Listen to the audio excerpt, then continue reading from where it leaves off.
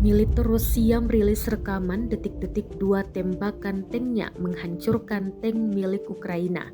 Rekamannya beredar di Telegram pada Minggu 7 April 2023. Dalam keterangan unggahan disebutkan orang-orang dari Brigade ke-60 Rusia berbagi rekaman pekerjaan awak tank. Tank Ukraina didapati drone Rusia terparkir. Tembakan pertama meledakkan tank dan tembakan kedua yang membuat tank benar-benar membara. Militer Rusia mengatakan satu prajurit Ukraina tewas dalam serangan brutal tersebut. Insiden ini terjadi di wilayah Zaporozhye.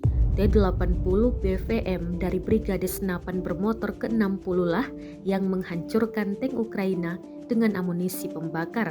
Masih ada beberapa hal baru yang terjadi mewarnai perang Rusia-Ukraina hari ke-439 pada Senin 8 Mei 2023, termasuk penyerangan Rusia yang masih intens di sejumlah wilayah dan Ukraina yang enggan mundur dari Bakhmut.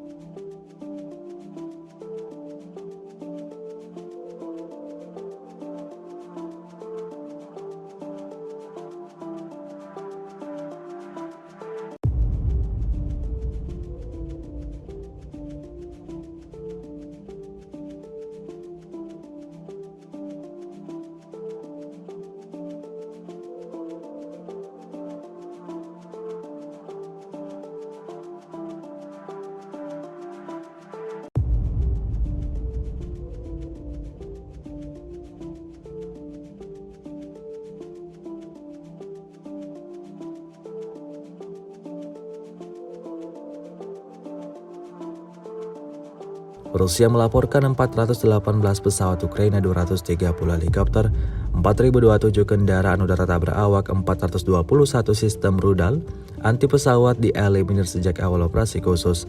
Sementara itu dari kubu Kiev, Kementerian Pertahanan Ukraina melaporkan 660 tentara Rusia dieliminir dalam sehari terakhir.